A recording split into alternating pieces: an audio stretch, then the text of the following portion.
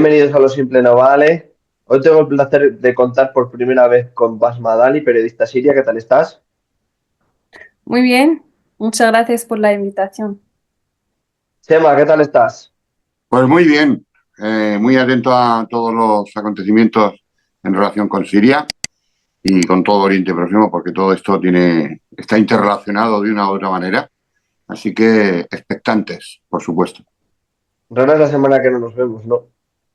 Sí. Bueno, a ver si un día nos vemos para hablar de cocina o tal, y no de la guerra y de esas Eso cosas. es.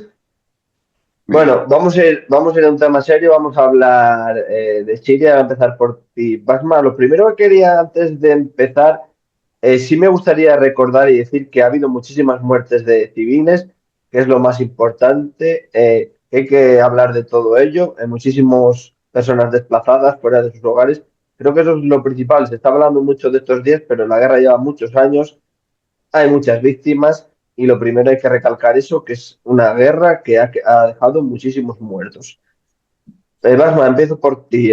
¿Qué te parecen los acontecimientos de estos últimos días que ha terminado con el dictador Bashar al-Assad? Eh, Te digo que el 8 de noviembre de 2024 es un día histórico en la vida de los sirios. Es el nacimiento de la nueva Siria. Llevamos más de 53 años desde que Hafez al-Assad, el padre, asumió a ser presidente de Siria después de un golpe de Estado. Y desde luego, Siria ha cambiado radicalmente de ser un país que le falta todos los derechos humanos. Eh, y luego podemos contar más detalles más adelante, pero quería concentrar más en estos últimos días que han sido inesperados de parte de nosotros como sirios. Eh, Ha sido muy acelerado, muy rápido. No esperamos que un régimen dictador, eh, como dicen sus milicias, su gente, que es para siempre, siempre dicen quemamos el país o el Assad para siempre. Así que fue desde el 27 de noviembre estábamos siguiendo las noticias, cómo empezaron a entrar y hacer incursiones en el norte, norte-oeste de Siria en general.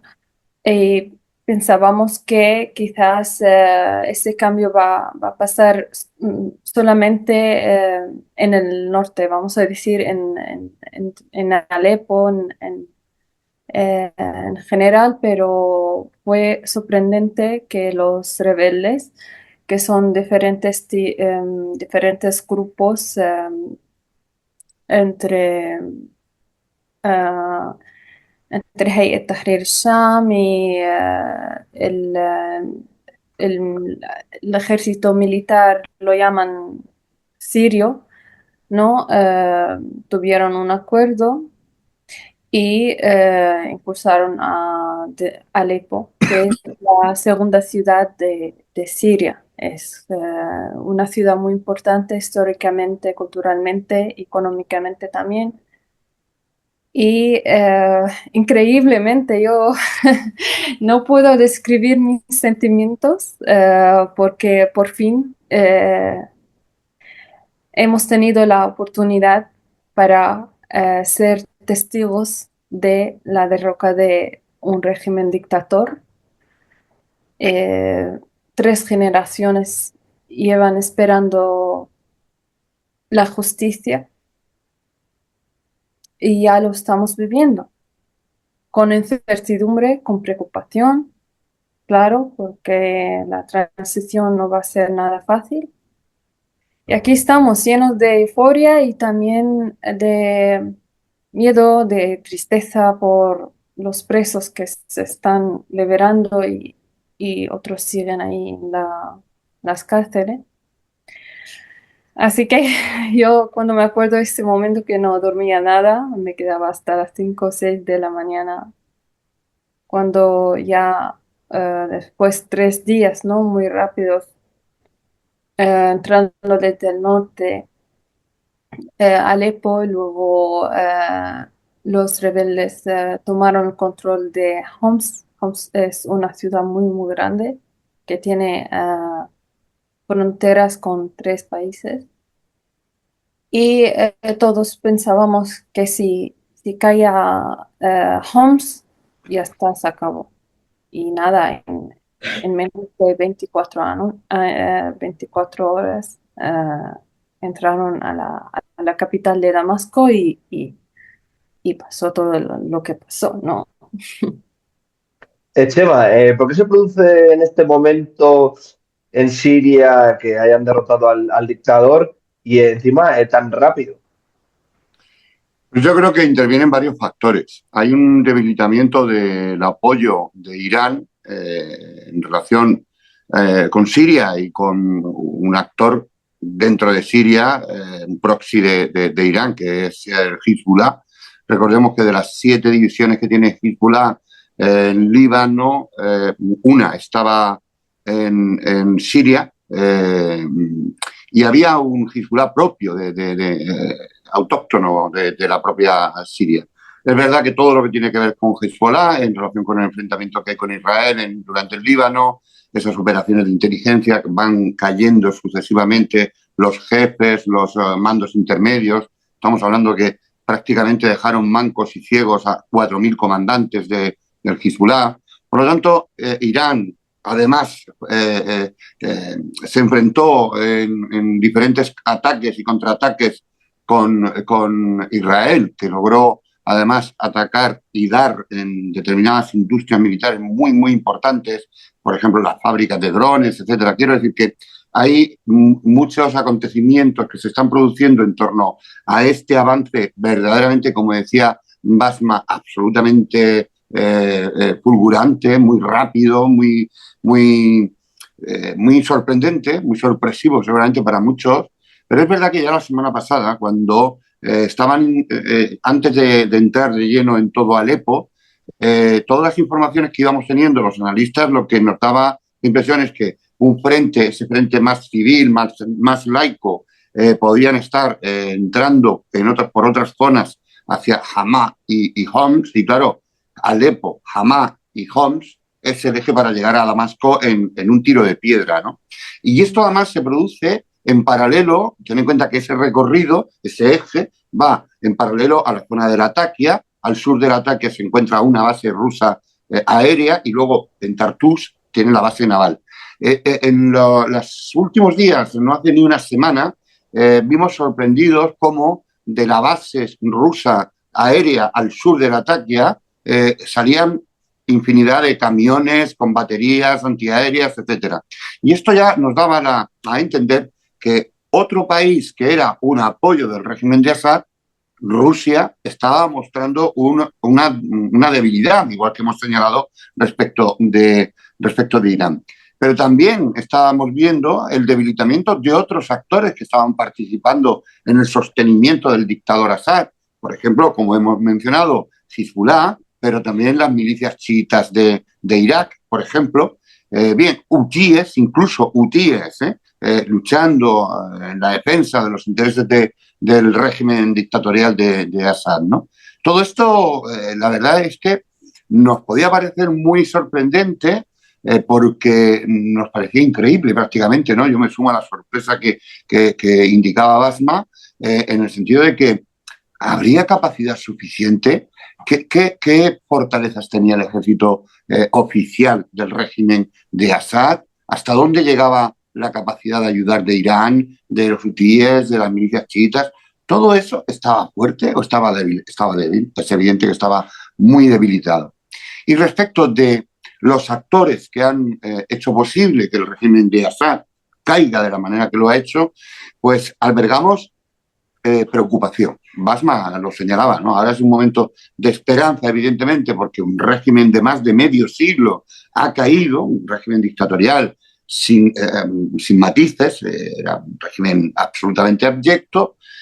Lo cierto y verdad es que en ese conglomerado que los periodistas muy rápidamente llaman las fuerzas rebeldes, eso no es un todo homogéneo. Ahí hay islamistas, hay yihadistas. Pensemos que Golani está en busca y captura internacional. O sea, hoy por hoy es un terrorista por el que se ofrecen 10 millones de dólares por su captura. Quiero decir que todo esto, ahora mismo, es verdad, es lógico que los sirios sientan una incertidumbre y una esperanza al mismo tiempo. Miles están regresando por carreteras, etcétera, pero también tenemos que tomar con prudencia, porque en el pasado reciente de Siria también vimos cómo determinados comportamientos de determinados grupos que se inmiscuyen rápidamente en ese conflicto, al final tratan de apropiarse. Y el pasado de Golani tampoco nos lleva a mucha esperanza. Hoy por hoy, ¿qué es lo que tenemos? Pues lo que hoy mismo, esa misma noche, se acaba de anunciar por parte del régimen, de los nuevos gobernantes de Golani, es que se va a respetar e indultar a todos los soldados profesionales del ejército sirio, que se les van a dar casas a todos, que van a liberar a los presos, que todas las religiones podrán convivir, que se perseguirá a quien ataque a otras religiones. En fin, los mensajes de entrada son esperanzadores y ojalá y se pudiera cumplir todo eso que estamos viendo y oyendo en estos momentos, pero es un momento, como decía Basma, y mejor que yo, claro que te lo diga una periodista siria que conoce desgraciadamente esta historia de tanto dolor, porque claro, esta guerra última parece que es que ha empezado hace unos días, ¿no? Esta es la continuación de una guerra que comenzamos en 2011 y que en realidad ha tenido sus altibajos, y esto lo que nos tiene que llevar es a mirar con muchísima atención, porque la comunidad internacional está con toda la lupa y todo el foco puesto.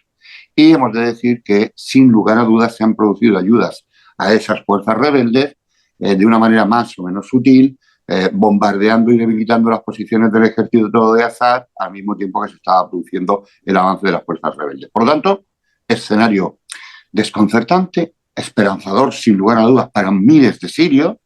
Las escenas de cómo están liberando a las mujeres, a los hombres de las prisiones, ponen, en fin, el corazón se te encoge por el sufrimiento humano, porque siempre el sufrimiento humano nos subyuga, pero en este momento, pues, incertidumbre, como decía Basma, y mirando al futuro, pues, con una mirada esperanzadora, ¿no? A eso no podemos renunciar, ¿verdad, Basma? Claro, no podemos perder la esperanza. Gracias, Chema, por señalar muchos puntos importantes. Como has dicho, los primeros aliados de Al-Assad fueron o siguen Rusia, Irán, las milicias del Líbano, Irak, y también no podemos olvidar los países occidentales, porque si no tuviera apoyo también de ellos, no hubiera seguido gobernando muchos años, ni la guerra que empezó como una revolución pacífica y se enfrentó por el régimen sirio con balas, bombas y luego ya masacres. Durante estos años, pues no hubiera podido seguir gobernando. Y yo quiero señalar algo muy importante, em, que nosotros sabemos que en los últimos años, después del apoyo desde 2015 de Rusia, sabes que Rusia tiene bases militares en Siria en general. También Siria tiene recursos minerales y de petróleo muy importante Importantes. y pocos aprovechados y disfrutados, ¿no? Por el pueblo sirio. Eh, entonces, desde que vino Rusia como un aliado principal para al-Assad al lado de Irán desde 2015, todo cambió porque estaba cayendo. Y claro, como lo importante para él es tener como una fuerza en el aire, no solamente en la tierra. Y eso es lo que hizo Rusia. Potenció sus fuerzas en el aire y empezó a lanzar y bombardear muchas ciudades en Siria. Poco se habla de esto, de que Rusia, ahora se habla que Rusia atacando a Ucrania, mientras Rusia lleva 9 años gobernando y controlando el país junto con el Assad. Así que ha sido como, y también mencionamos Hezbollah. Claro, Hezbollah es una herramienta de Irán en la zona, no solamente en Siria, en Irak, en Líbano, en Yemen, en muchas, hasta en Libia. Incluso en América Latina hay En Hezbollah. Argentina. Exacto, es como un sueño de los iraníes expandir en la zona. Y lo que quería comentar sobre los últimos meses, Turquía estaba presionando al Assad para tener un pacto. Sabes que Rusia, vamos a decir, ocupa la zona del norte de Siria y ahí donde Idlib y parte de Alepo están bajo el control de los rebeldes desde hace más de 5 años. Mientras los kurdos, las fuerzas kurdas están en el este de Siria.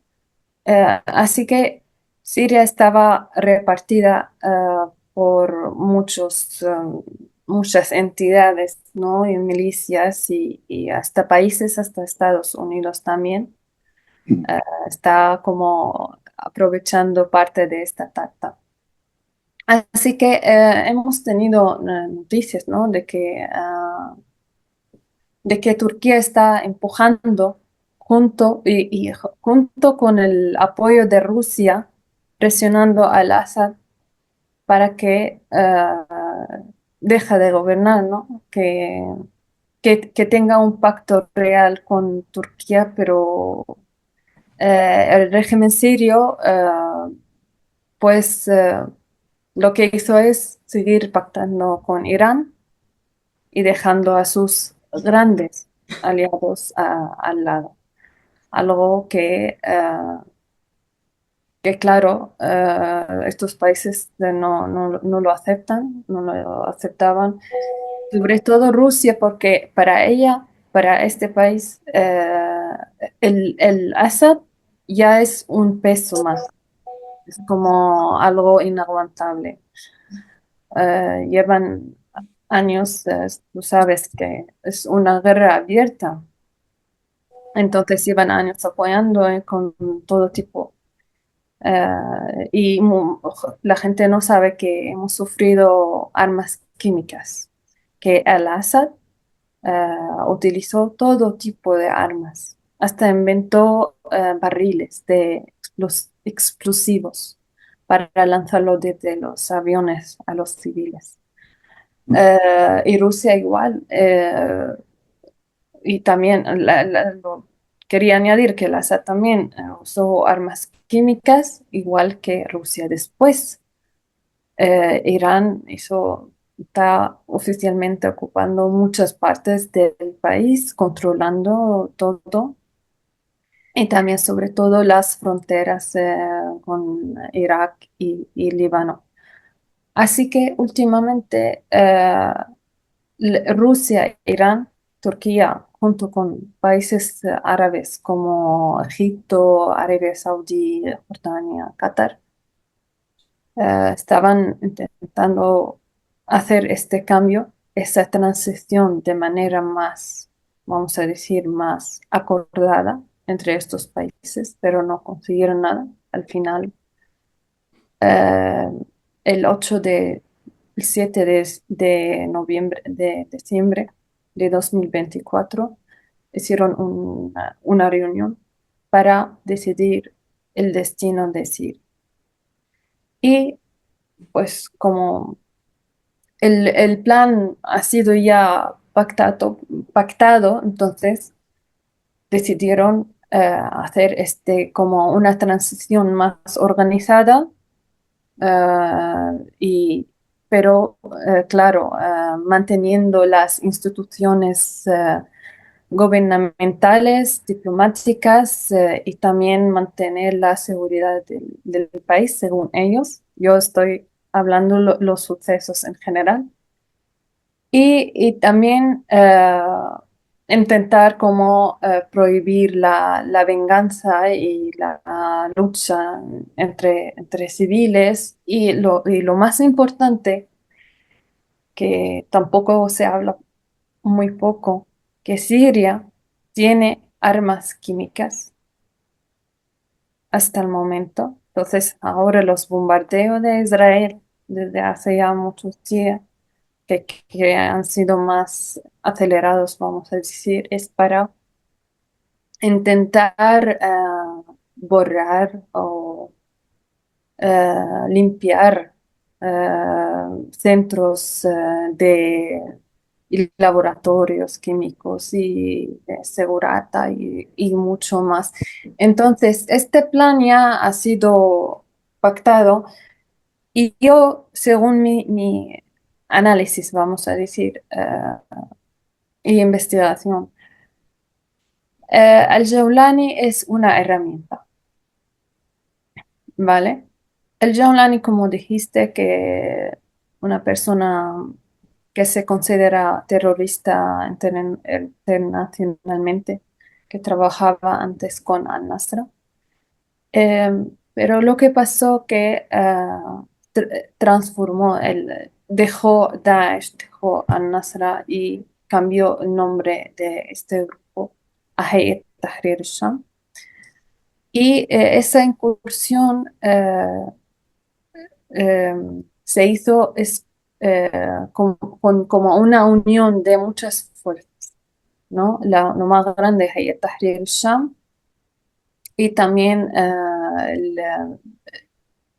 el ejército nacional, lo llaman sirio, y otros más, ¿no? Pues nosotros sabemos el pasado de Dani, por ejemplo. Eh, los, yo me acuerdo los primeros días de la incursión, yo y muchos más, teníamos mucho miedo porque no queríamos a ver, claro que no, no, es que no esperamos la caída del régimen.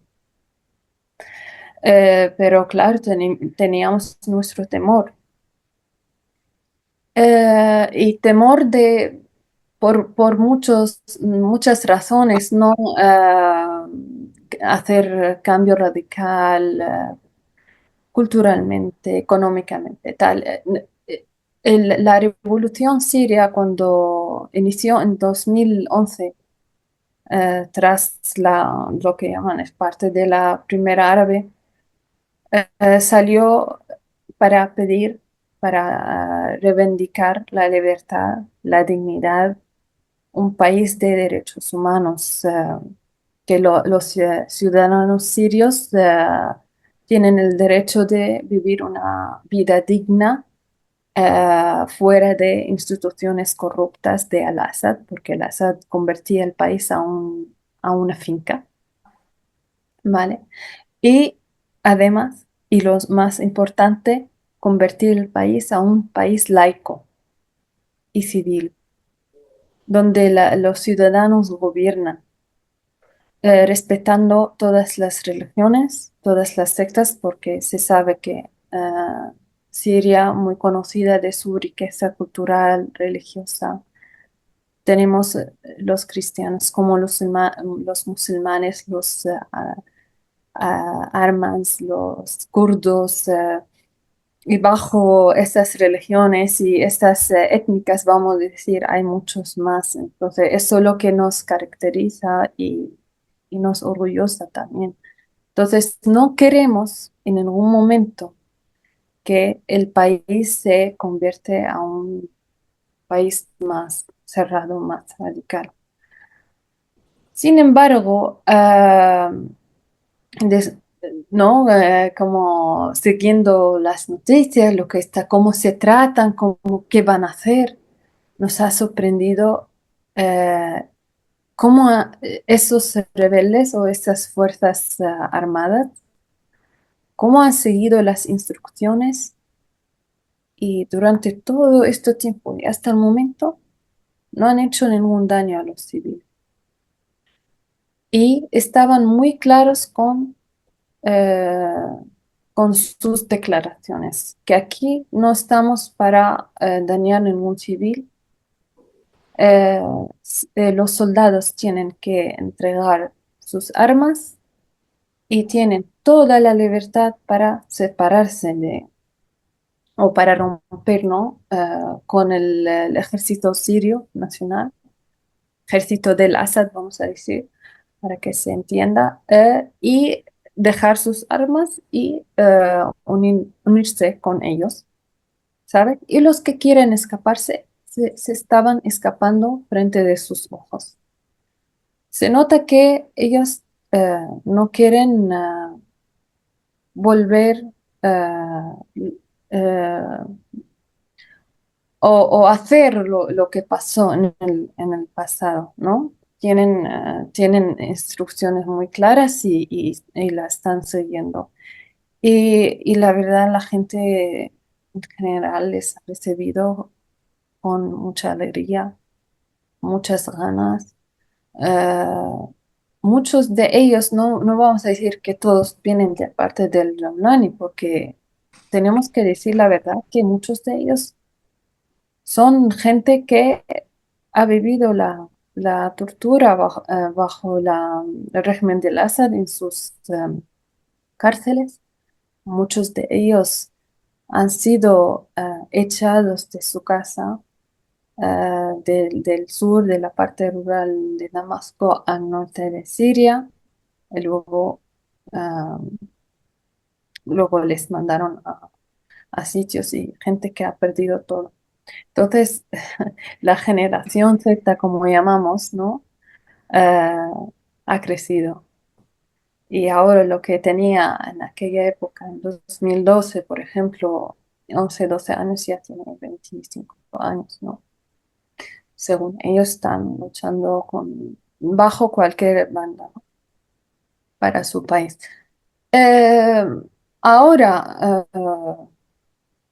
ahora estamos viendo con lupa lo que está pasando, eh, lo que está ocurriendo. Como has dicho, Chema, que hoy declararon oficialmente un gobierno de transición, vamos a decir. Eh, pues nada, estamos ahora a ver qué pasará. Pero en realidad yo siento no puedo esconder mis emociones y también el dolor que siento, mezclado con un poco de alegría, cuando descubro que mi país, bajo la tierra de Siria, hay muchas cárceles, hay muchos matadores humanos. Increíble. Miles y miles y miles. Sabemos que miles, las masacres de Al-Assad no empezó en 2011, No, desgraciadamente no. para Empezó nada. antes, mucho antes. Claro, Hafez al-Assad, el padre, asumió el poder, vamos a decir, en el 71, después de golpe militar. Y claro, desde luego ya convirtió el país a un país más cerrado. Es como para acercar a la gente española o que sabe la historia. Creo que la época de la familia del Assad ha sido peor que la época de Franco, pero muy parecida también en muchos aspectos. Y así que ya veremos qué pasará. Y digo algo que lo que queremos nosotros, yo como una ciudadana siria, que de repente estos días me han mostrado que sí, que tengo país, que podría volver a visitarlo. Antes no tenía nada de esperanza. Eh, lo que queremos nosotros, los sirios, que aprender de los años pasados, no dejar que la venganza nos deja los ojos ciegos, nos ciega, ¿no? Para nada. Yo veo solidaridad, colaboración entre la gente. Y muchos amigos míos, por ejemplo, que tenían opiniones políticas muy diferentes, muy opositoras contra el régimen, o hasta de la misma banda, vamos a decir, siempre hay conflictos, ¿no? Mm. Pues están solucionando sus problemas, ¿no? Volviendo a tener un contacto porque todo lo que ha pasado en Siria, todo lo que ha ocurrido de tortura, de matanza, de no disfrutar la vida dignamente, de soborno, de mucho, mucho, que no se puede contar. El primer factor que es el régimen de Al-Assad asesino. Ah, bueno, eso puedo hablar más.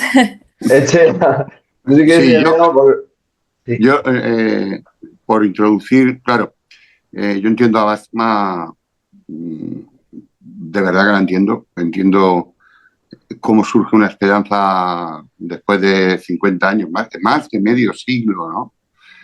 Citaba a Franco. Franco estuvo menos tiempo. Franco estuvo 39 años, casi 40.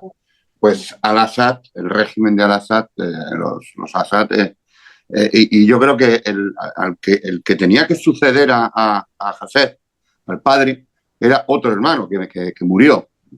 Y que yo creo que hubiera sido incluso peor, porque era un tipo, en fin, un tanto especial. En cualquier caso, es una dictadura durísima y el sentimiento de esperanza que se abre detrás de su caída es inevitable, tiene que existir ese sentimiento de esperanza.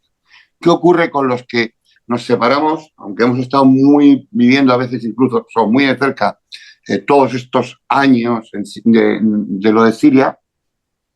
Nos desconciertan algunas cuestiones, que son las preocupaciones que señalaba Basma también, ¿no? Hay una preocupación. Esto se va a hacer esa transición, vamos a ir a un país laico, respetuoso con las tradiciones religiosas diversas. Es que la gente no se puede hacer una idea, pero los cristianos más antiguos del mundo están allí, en Siria, los asirios caldeos. Pero es que allí hay drusos, es que allí hay judíos, es que allí hay kurdos, es que allí hay, bueno, de todas las culturas, y por lo tanto Siria es un encuentro de culturas. Siria es el encuentro de las tres PES también, de las tres religiones, como lo fue España en el pasado. Y todo eso sería una riqueza, es en sí una riqueza inmensa, inmensa. Pero ¿qué vivimos en el 2011? En el 2011, la gente, si le preguntáramos a la gente de la calle cómo empieza todo en Siria, te dirán que era una guerra contra el yihadismo, que el yihadismo tal, pero Basma, tú sí sabes, yo sé, porque, en fin, tenemos que seguir estas cosas al pie, o sea, aquello Vivía, fue una claro, sí, revolución civil contra un régimen dictatorial que además ejerció la represión de una manera absolutamente abyecta, absolutamente cruel. ¿Qué ocurre? Y lo que hemos visto también en África y en otros sitios es que ese conflicto, que empieza siendo un conflicto puramente civil, reivindicando es una democracia, reivindicando una apertura del país, reivindicando el fin de una dictadura, reivindicando los derechos humanos y demás, aquel conflicto entre sirios, por así decirlo, ¿no? Entre los que ejercían el poder y un pueblo en fin, subyugado, lo que ocurre es que ese conflicto lo penetró el yihadismo. Se apropió el yihadismo, se apropió el yihadismo de esto y de ese conflicto hasta el extremo de que hoy tú le preguntas a la gente ¿qué guerra fue esa? ¿Qué cosas pasaron en el 2011? Y te dicen que era yihadismo contra no sé qué. O sea, no saben, o sea, rápidamente se pierde la memoria. Y por eso es muy importante lo que acaba de decir Basma. Recordemos que en el 2011 lo que ocurrió es que el pueblo, aquellas generaciones jóvenes que están hartos, tan harto como lo puede estar la sociedad civil iraní, que en las últimas elecciones ha ido solamente el 2% a votar, eso quiere decir que hay un desapego al régimen de los talibanes absoluto y total. Bueno, pues aquello cuajó en una guerra en la que el yihadismo se apropia de todo esto. En Mali pasó lo mismo, en Libia pasó lo mismo, en Túnez pasó lo mismo.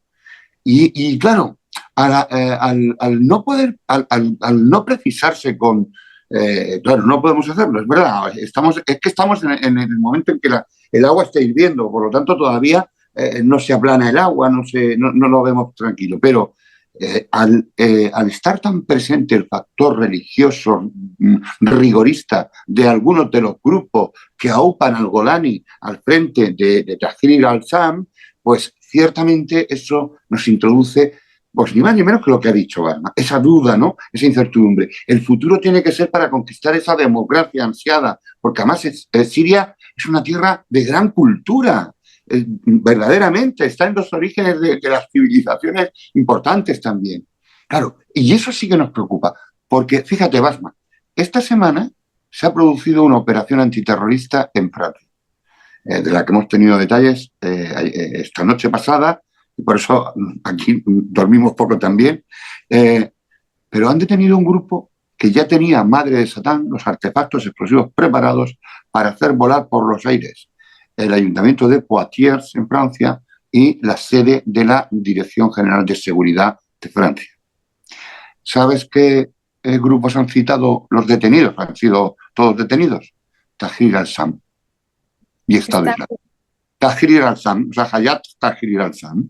Yeah. Con lo cual, rápidamente te desconcierta porque en Europa el nombre de Tahrir al-Sham, ya te digo yo, que no lo domina ni siquiera los periodistas. Lo han dominado ahora que en estos días donde la guerra se ha ganado muy rápidamente. Pero ya te digo yo que el periodismo... No ha sido nada conocido. Exacto, pero solo lo que yo llamo los frikis que nos dedicamos a esto y que estamos ahí pendientes tal. Yo en otro día en un programa de televisión donde iba a hablar de otra cosa dije, por favor, estemos atentos a lo que viene en Siria. Es que la semana pasada yo dije, están en Alepo, si consiguen llegar a Hamá y Homs, se acaba el régimen. Esto lo dije yo la semana pasada. Y me decían hoy algunos periodistas de los que me entrevistaban, y dicen, chico, es que estabas, digo, porque hay que vivir pendiente de este mundo. Es que Europa mira, la gente mira con displicencia, con lejanía, cuando nos estamos jugando todos muchas cartas en el juego, en el tablero de ajedrez que es Siria. Por lo tanto, la acción internacional, la comunidad internacional, debe estar, debe abrir su acción incluso teniendo que perdonar o al menos tener una visión más larga que la distancia corta, en el sentido de decir, este fue yihadista, este tal, pero todos estos grupos, con el ejército libre de Siria, o sea, es decir, contrario al régimen de Assad, todos estos han sido capaces de cargarse el régimen de la dictadura. ¿Por qué no le vamos a dar una oportunidad a una transición a la democracia? ¿Por qué no vamos a dar una oportunidad a la paz interna? Porque, claro, la gran preocupación puede ser, por ejemplo, que el yihadismo se haga presente, lo cual sería tremendamente horroroso. Pero también apuntan algunos analistas, y no les falta razón, claro, estamos haciendo, en fin, una hipótesis razonable, también podría ser que resultara una guerra civil precisamente por la cantidad de grupos que han participado y que cada uno quiera tener su protagonismo. Yo, en cambio, quisiera agarrarme, aunque solo sea porque estamos en el Adviento, los cristianos, ¿no? Y miramos a la esperanza, con la esperanza al futuro. Yo lo que sí quisiera ver esa transición en Siria, porque Siria es un país muy desconocido seguramente para Occidente, pero seguramente si cualquier cristiano rascara un poco en los orígenes del cristianismo, vería lo importante que es para las culturas, para la tradición judaica, para la tradición cristiana, para los drusos, para todas estas comunidades que siguen viviendo y que son ciudadanos de un país donde hoy yo estaba viendo gente de barbas largas como la que llevo yo, hablando, diciendo que todos serán respetados. A mí eso me parece bien. Y tengo que decir una cosa, y lo puedo decir en primera persona. ¿Por qué? Pues porque yo estoy muy pendiente de determinadas comunidades que estaban bajo el síndrome de qué es lo que nos va a venir, y cuando entran en Alepo, esto es una comunidad cristiana, son hermanos maristas, los maristas azules, tocaron a la puerta, estos dijeron, pues ya está, nos van a pasar a cuchillo, yo qué sé, la gente tiene mucho miedo, lógicamente. Pues no, se encontraron con que ellos hicieron la señal de la cruz y les dijeron, tranquilos, no sabían árabe, los que estaban allí entrando no hablaban árabe.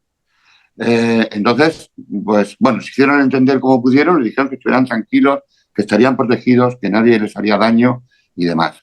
Eso me llena de esperanza como a Basma. Yo lo que también, por deformación profesional, siempre en los análisis, aunque sea unos datos optimistas, siempre tengo que dirigir también una mirada del poliedro hacia los peligros que se puedan producir, porque es una situación compleja.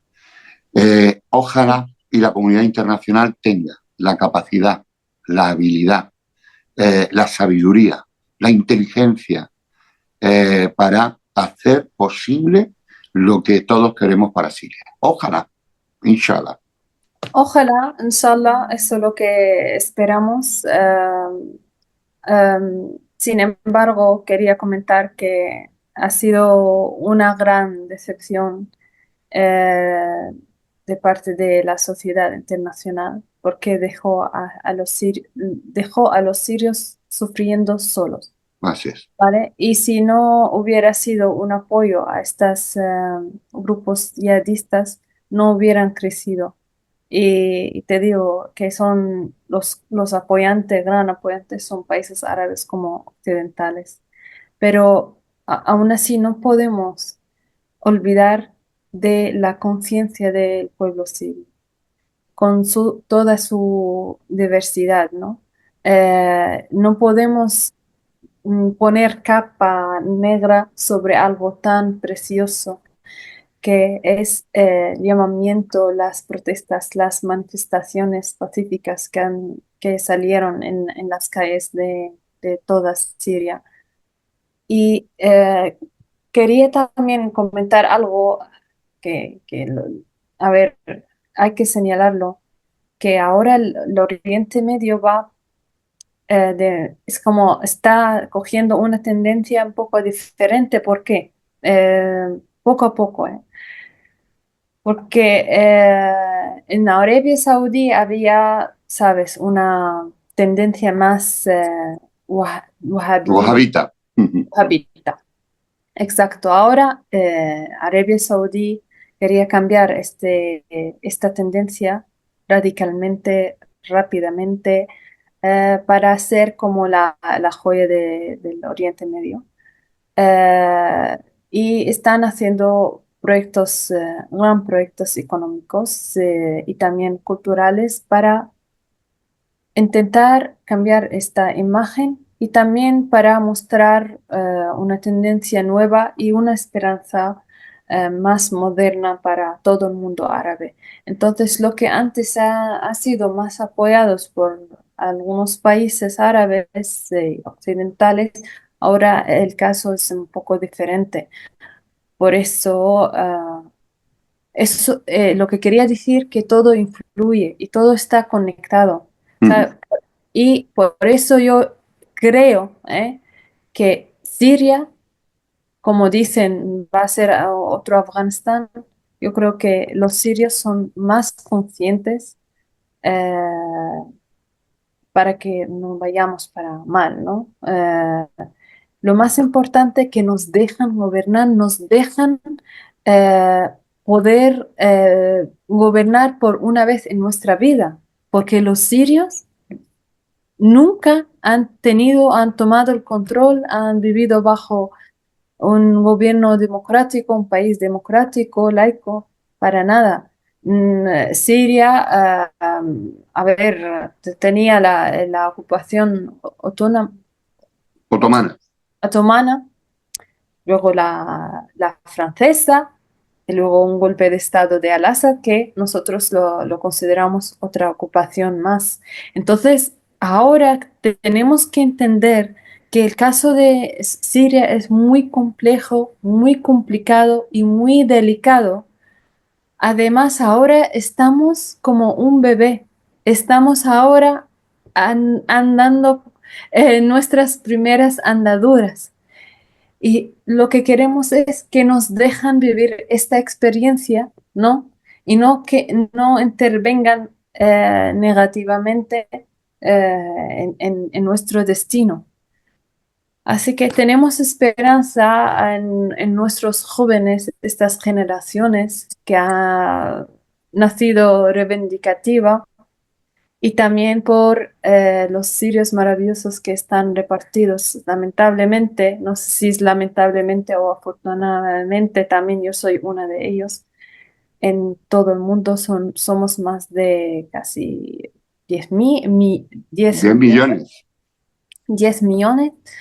Imagínate este número en 14 años y no solamente eso, hay muchos más durante la Que se gobernanza fueron antes. del Assad.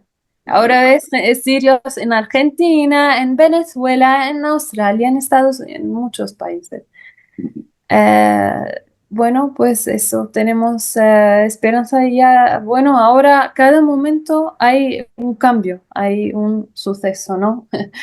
Que lo estamos esperando. Ujú. Bueno, Chema, si queréis lo dejamos aquí, si queréis otro día charlamos un poco más, que seguro que hay muchas cosas más que comentar.